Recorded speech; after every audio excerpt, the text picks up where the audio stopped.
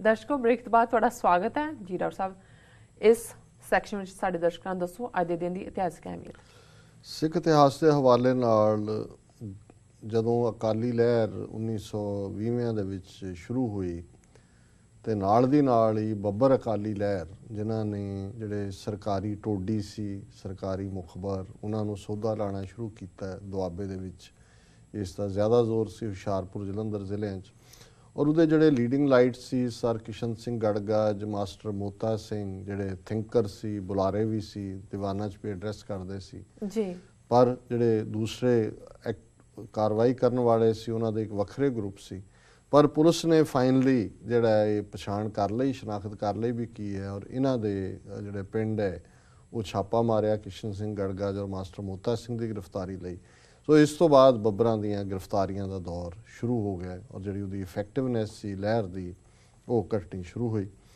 1978 ਦੇ ਵਿੱਚ 13 ਅਪ੍ਰੈਲ 1978 ਉਹ ਦਿਨ ਜਿੱਦਣ ਕਿ 1978 'ਚ ਖਾਲਸਾ ਸਾਜਨਾ ਦਿਵਸ ਜਿਹੜਾ ਉਹ 13 ਅਪ੍ਰੈਲ ਨੂੰ ਸੀ, ਔਰ ਜਿੱਥੇ ਲੱਖਾਂ ਸਿੱਖ ਸ੍ਰੀ ਅੰਮ੍ਰਿਤਸਰ 'ਚ ਇਕੱਠੇ ਹੋਏ ਸਨ ਇਸ ਦਿਨ ਨੂੰ ਮਨਾਉਣ ਦੇ ਲਈ, ਹਰਿਮੰਦਰ ਸਾਹਿਬ ਔਰ ਦੂਸਰੀਆਂ ਥਾਵਾਂ 'ਤੇ, ਉੱਥੇ ਪੰਜਾਬ 'ਚ ਅਕਾਲੀਆਂ ਦੀ ਸਰਕਾਰ ਦੀ ਸ਼ਹਿ ਦੇ ਨਾਲ ਨਰਕਧਾਰੀ ਮੁਖੀ ਗੁਰਬਚਨੇ ਨੇ ਵੀ ਆਪਣਾ ਸਮਾਗਮ ਉੱਥੇ ਰੱਖਿਆ ਸੀ ਔਰ ਹਥਿਆਰਾਂ ਸਮੇਤ ਬਹੁਤ ਸਾਰੇ ਜਿਹੜੇ ਨਰਕਧਾਰੀ ਨੇ ਉੱਥੇ ਆਏ ਹੋਏ ਸਨ।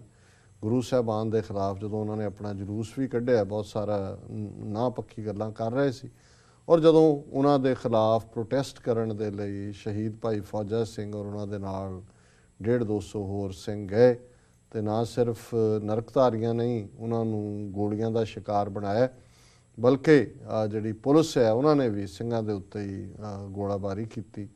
ਉਸ ਜਿਹੜਾ ਕਲੈਸ਼ ਸੀ ਉਸ ਦੇ ਵਿੱਚ 13 ਸਿੰਘ ਸ਼ਹੀਦ ਹੋਏ ਔਰ 70 ਦੇ ਕਰੀਬ ਜ਼ਖਮੀ ਹੋਏ। ਹੁਣ ਕਿਉਂਕਿ ਇਹ ਇੱਕ ਐਡਾ ਵੱਡਾ ਸ਼ੌਕ ਸੀ ਔਰ ਬਾਦਲ ਨੇ ਇਸ ਗੱਲ ਨੂੰ ਯਕੀਨੀ ਬਣਾਇਆ, ਕਿਉਂਕਿ ਉਹ ਜਦੋਂ ਇਹ ਕਤਲੇਆਮ ਸਿੱਖਾਂ ਦਾ ਹੋਇਆ ਗੁਰਬਚਨਾ ਉੱਥੇ ਮੌਜੂਦ ਸੀ, ਲੇਕਿਨ ਪੰਜਾਬ ਸਰਕਾਰ ਨੇ ਬਿਲਕੁਲ ਆਪਣੀ ਸਰਕਾਰੀ ਗਾਰਡ ਦੇ ਕੇ ਗੁਰਬਚਨੇ ਨੂੰ ਪੰਜਾਬ 'ਚੋਂ ਬਾਹਰ ਸੁਰੱਖਿਅਤ ਕੱਢਿਆ, ਉਹਨੂੰ ਮੌਕੇ 'ਤੇ ਗ੍ਰਿਫਤਾਰ ਨਹੀਂ ਕੀਤਾ ਗਿਆ। ਔਰ ਇਸ ਸਾਕੇ ਨੇ ਸਮੁੱਚੀ ਸਿੱਖ ਕੌਮ ਨੂੰ ਝੰਜੋੜ ਕੇ ਰੱਖ ਦਿੱਤਾ ਔਰ ਸ੍ਰੀ ਅਕਾਲ ਤਖਤ ਸਾਹਿਬ ਤੋਂ ਇਹ ਫਿਰ ਕਾਲ ਦਿੱਤੀ ਗਈ, ਅੱਜ ਦਾ ਦਿਨ ਜਿਹੜਾ ਹੈ ਪੰਥ ਨੇ ਉਹਨਾਂ 13 ਸਿੰਘਾਂ ਦੀ ਯਾਦ 'ਚ ਜਿਹੜਾ ਅਖੰਡ ਪਾਠਾਂ ਦੇ ਭੋਗ ਪਾਏ ਔਰ ਫਿਰ ਪੰਥ ਦੇ ਵਿੱਚ ਮੰਗ ਉੱਠੀ ਕਿ ਵੀ ਇਹਨਾਂ ਦੇ ਖਿਲਾਫ ਕਾਰਵਾਈ ਹੋਏ। ਕਾਨੂੰਨੀ ਤੌਰ 'ਤੇ ਤਾਂ ਕੁਛ ਬਾਅਦ 'ਚ ਵੀ ਉਸ 'ਚੋਂ ਨਹੀਂ ਨਿਕਲਿਆ, ਨਿਕਲਣਾ ਵੀ ਨਹੀਂ ਸੀ ਜੀ। ਔਰ ਇਸੇ ਹੀ ਪੀਰੀਅਡ ਦੇ ਵਿੱਚ ਇਹ ਫਿਰ ਪ੍ਰੋਸੈਸ ਸ਼ੁਰੂ ਹੋਈ ਕਿ ਅਕਾਲ ਤਖਤ ਸਾਹਿਬ ਤੋਂ ਹੁਕਮਨਾਮਾ ਨਰਕਧਾਰੀਆਂ ਦੇ ਖਿਲਾਫ ਜਾਰੀ ਹੋਏ। ਸਰ ਕਪੂਰ ਸਿੰਘ, ਦੂਸਰੇ ਸਕਾਲਰਸ ਦੀ ਕਮੇਟੀ ਬਣੀ, ਉਹਨਾਂ ਨੇ ਰਿਕਮੈਂਡ ਕੀਤਾ, ਜਥੇਦਾਰ ਸਾਧੂ ਸਿੰਘ ਭੌਰਾ ਜਥੇਦਾਰ ਸਨ ਅਕਾਲ ਤਖਤ ਸਾਹਿਬ ਦੇ, ਤੇ 10 ਜੂਨ 1978 ਨੂੰ ਫਿਰ ਅਕਾਲ ਤਖਤ ਤੋਂ ਨਰਕਧਾਰੀਆਂ ਦੇ ਖਿਲਾਫ ਹੁਕਮਨਾਮਾ ਆਇਆ ਕਿ ਭਾਈ ਇਹ ਪੰਥ ਦੋਖੀ ਨੇ ਔਰ ਇਹ ਸਿੱਖ ਨਹੀਂ ਨੇ, ਇਹਨਾਂ ਦੇ ਪ੍ਰਚਾਰ ਪ੍ਰਸਾਰ ਨੂੰ ਹਰ ਸੰਭਵ ਤਰੀਕੇ ਨਾਲ ਰੋਕਿਆ ਜਾਏ। ਔਰ ਫਿਰ ਜਥੇਦਾਰ ਰਣਜੀਤ ਸਿੰਘ ਜਿਹੜੇ ਬਾਅਦ ਜਥੇਦਾਰ ਬਣੇ ਅਕਾਲ ਤਖਤ ਦੇ, ਭਾਈ ਰਣਜੀਤ ਸਿੰਘ, ਉਹਨਾਂ ਨੇ ਇਸ ਹੁਕਮਨਾਮੇ 'ਤੇ ਹੀ ਅਮਲ ਦਰਾਮਦ ਕਰਦੇ ਨਰਕਧਾਰੀ ਔਰ ਉਸ ਦਾ ਜਿਹੜਾ ਨਾਲ ਆਪਣੇ ਆਪ ਨੂੰ ਕਮਾਂਡਰ ਇਨ ਚੀਫ ਕਹਾਉਂਦਾ ਸੀ, ਉਹਦੀ ਸੇਵਾ ਦਲ ਦਾ, ਉਹਨਾਂ ਨੂੰ ਸਜ਼ਾ ਯਾਫਤਾ ਕੀਤਾ। ਸੋ ਅੱਜ ਦੇ ਦਿਨ ਪੰਥ ਨੇ 13 ਸਿੰਘਾਂ ਦੀ ਯਾਦ 'ਚ ਸਮੂਹਿਕ ਤੌਰ 'ਤੇ ਦੁਨੀਆ ਭਰ 'ਚ ਅਖੰਡ ਪਾਠ ਦੇ ਭੋਗ ਪਾਏ ਜੀ। 1992 'ਚ ਉਸ ਵੇਲੇ ਯੂਨਾਈਟਿਡ ਨੇਸ਼ਨਸ ਦਾ ਸੈਕਟਰੀ ਜਨਰਲ ਸੀ ਬੂਟਰੋਸ ਗਾਲੀ, ਇਹ 2 ਵਾਰ ਲਿਖਦੇ ਨੇ, ਇਜਿਪਸ਼ੀਅਨ ਸੀ। ਸੋ ਉਹ ਭਾਰਤ ਗਿਆ ਦਿੱਲੀ ਔਰ ਇਹ ਉਹ ਪੀਰੀਅਡ ਸੀ ਕਿ ਪੰਜਾਬ 'ਚ ਮਾਈਨੋਰਟੀ ਸਰਕਾਰ ਬੇਅੰਤ ਦੇ ਕਮਾਂਡ ਥੱਲੇ ਬਣ ਚੁੱਕੀ ਸੀ। KP ਗਿੱਲ ਜਿਹੜਾ ਉਹ ਝੂਠੇ ਪੁਲਿਸ ਮੁਕਾਬਲੇ ਬਣਾ ਰਿਹਾ ਸੀ ਔਰ ਉਸ ਵੇਲੇ ਅਕਾਲੀਆਂ ਨੇ, ਜਿਨ੍ਹਾਂ ਦੇ ਵਿੱਚ ਉਦੋਂ ਕੈਪਟਨ ਅਮਰਿੰਦਰ ਸਿੰਘ ਵੀ ਸ਼ਾਮਲ ਸੀ, ਬਰਨਾਲਾ ਵੀ ਸੀ, ਬਾਦਲ, ਟੋੜਾ, ਸਾਰੇ ਇਕੱਠੇ ਸੀ।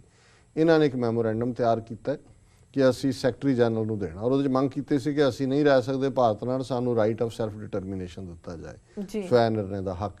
ਪਰ ਬਾਦਲ ਨੇ ਇਹਨਾਂ ਨੂੰ ਪੰਜਾਬ 'ਚੋਂ ਹੀ ਅਕਾਲੀਆਂ ਨੂੰ ਨਹੀਂ ਨਿਕਲਣ ਦਿੱਤਾ ਔਰ ਉਹ ਮੈਮੋਰੈਂਡਮ ਨਹੀਂ ਦੇਣ ਦਿੱਤਾ। ਪਰ ਇਹ ਹਿਸਟੋਰੀਕਲ ਫੈਕਟ ਹੈ ਕਿ ਬਾਦਲ ਜਿਹੜਾ ਅੱਜ RSS ਦਾ ਹੱਥ ਠੋਕਾ ਬਣਿਆ ਹੈ ਔਰ ਆਜ਼ਾਦੀ ਦੀ ਗੱਲ ਕਰਨ ਵਾਲਿਆਂ ਨੂੰ ਜਿਹੜਾ ਇਹ ਅੱਤਵਾਦੀ ਕਹਿੰਦਾ ਹੈ, ਇਹਨੇ ਖੁਦ ਦਸਤਖਤ ਕੀਤੇ ਹੋਏ ਨੇ ਉਸ ਰਾਈਟ ਆਫ ਸੈਲਫ ਡਿਟਰਮੀਨੇਸ਼ਨ ਦੇ ਮੈਮੋਰੈਂਡਮ 'ਤੇ, ਜਿਹੜਾ ਕਿ ਬਾਅਦ 'ਚ ਬੂਟਰੋਸ ਗਾਲੀ ਨੂੰ ਬਾਈ ਮੇਲ ਭੇਜਿਆ ਗਿਆ।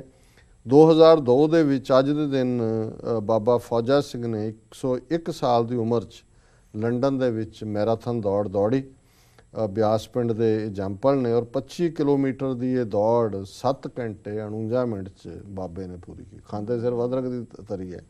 ਹੁਣ ਦੇਖ ਲਓ ਸਾਡਾ ਆਪਣਾ ਕੀ ਹਾਲ ਹੈ ਜੀ।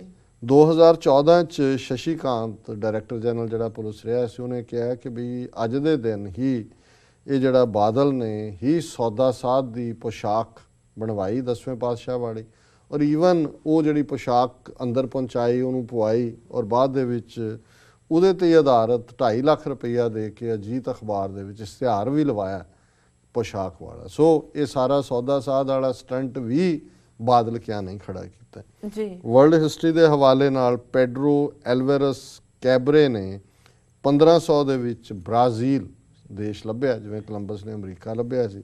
ਫਿਰ ਉੱਥੇ ਉਹ 322 ਸਾਲ ਪੁਰਤਗਾਲੀਆਂ ਦਾ ਹੀ ਰਾਜ ਰਿਹਾ ਬ੍ਰਾਜ਼ੀਲ 'ਚ, ਔਰ ਅੱਜ ਵੀ ਜਿਹੜੀ ਬ੍ਰਾਜ਼ੀਲ ਦੀ ਸਰਕਾਰੀ ਜ਼ਬਾਨ ਹੈ ਉਹ ਪੁਰਤਗੀਜ਼ ਹੈ, ਪੁਰਤਗਾਲੀ ਜ਼ਬਾਨ ਹੈ। 1898 ਦੇ ਵਿੱਚ US ਕਾਂਗਰਸ ਨੇ ਵਲੰਟੀਅਰ ਆਰਮੀ ਐਕਟ ਪਾਸ ਕੀਤਾ ਤਾਂ ਕਿ ਵਲੰਟੀਅਰ ਕੈਵਲਰੀ ਘੋੜ ਚੜੇ ਜਿਹੜੇ ਵੀ ਆਣ। ਇਸ ਲਈ ਅਮਰੀਕਾ ਜਿਹੜਾ ਮਿਲੀਸ਼ੀਆ ਹੈ ਇਹਦੀਆਂ ਬੜੀਆਂ ਤਾਕਤਾਂ ਨੇ, ਇਹਨਾਂ ਨੂੰ ਦਬਾਇਆ ਨਹੀਂ ਜਾ ਸਕਦਾ ਕਿਉਂਕਿ ਬਹੁਤ ਸਾਰਾ ਕੁਝ ਵਲੰਟੀਅਰ ਲੋਕਾਂ ਨੇ ਇੱਥੇ ਕੀਤਾ ਹੋਇਆ ਹੈ। ਇਸ ਲਈ ਕੋਈ ਗਨ ਕੰਟਰੋਲ ਇੱਥੇ ਮਿਲੀਸ਼ੀਆ ਵੀ ਨਹੀਂ ਹੋਣ ਦਿੰਦਾ। ਨੈਸ਼ਨਲ ਰਾਈਫਲ ਐਸੋਸੀਏਸ਼ਨ ਤਾਂ ਆਪਣੀ ਥਾਂ ਤੇ ਹੈ।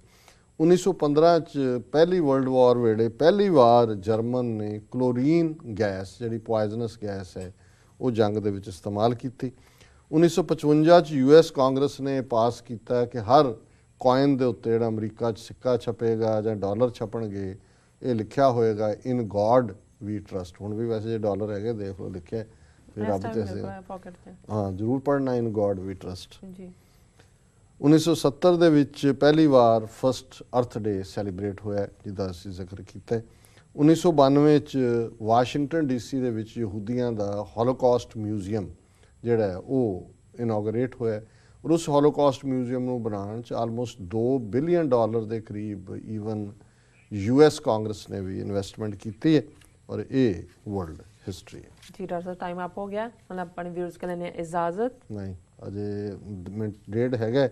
ਔਰ ਅਰਥ ਡੇ ਦੇ ਉੱਤੇ ਹੀ ਜਿਹੜਾ ਅਸੀਂ ਜਿਹੜਾ ਫਾਈਨਲ ਜਪਜੀ ਸਾਹਿਬ ਚੋਂ ਹੀ ਮੈਂ ਉਹ ਚੁਣਿਆ ਅੱਜ ਦੀ ਗੱਲ ਕਹਿਣ ਲਈ ਜੀ ਕਿ ਰਾਤੀ ਰੁੱਤੀ ਥਿੱਤੀ ਵਾਰ ਪਵਨ ਪਾਣੀ ਅਗਨੀ ਪਾਤਾਲ, ਤਿਸ ਵਿੱਚ ਧਰਤੀ ਥਾਪ ਰੱਖੀ ਧਰਮਸਾਲ, ਤਿਸ ਵਿੱਚ ਜੀ ਜੁਗਤ ਕੇ ਰੰਗ, ਤਿਨ ਕੇ ਨਾਮ ਅਨੇਕ ਅਨੰਤ, ਕਰਮੀ ਕਰਮੀ ਹੋਏ ਵਿਚਾਰ, ਸੱਚਾ ਆਪ ਸੱਚਾ ਦਰਬਾਰ, ਤਿੱਥੈ ਸੋਹਣ ਪੰਜ ਪਰਵਾਨ, ਨਦਰੀ ਕਰਮ ਪਵੈ ਨਿਸ਼ਾਨ, ਕੱਚ ਪਕਾਈ ਉਥੈ ਪਾਏ, ਨਾਨਕ ਗਿਆ ਜਾਪੈ ਜਾਏ।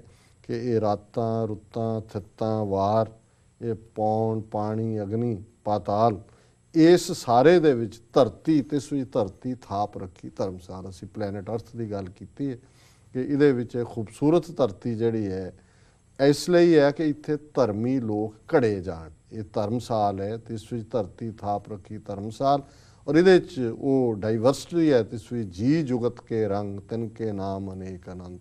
ਇਹ ਅੱਡ ਅੱਡ ਡਾਈਵਰਸਿਟੀ ਹੈ ਪਰ ਅਸੀਂ ਸਾਰੇ ਇੱਕ ਹੈ। ਮਾਨਸ ਕੀ ਜਾਤ ਸਭ ਹੈ ਇੱਕ ਹੈ ਪਹਿਚਾਨ वो, ਕੰਸੀਡਰ ये all human race as one। ਜੀ ਡਾਕਟਰ ਸਾਹਿਬ ਤੁਹਾਡਾ ਬਹੁਤ ਬਹੁਤ ਧੰਨਵਾਦ, ਤੁਸੀਂ ਅੱਜ ਦਾ ਵਿਚਾਰ ਸਾਡੇ ਦਰਸ਼ਕਾਂ ਨਾਲ ਸਾਂਝਾ ਕੀਤਾ। ਇਸ ਨਾਲ ਆਪਣੇ ਵਿਊਅਰਸ ਕੋਲ ਲੈਣੇ ਇਜਾਜ਼ਤ।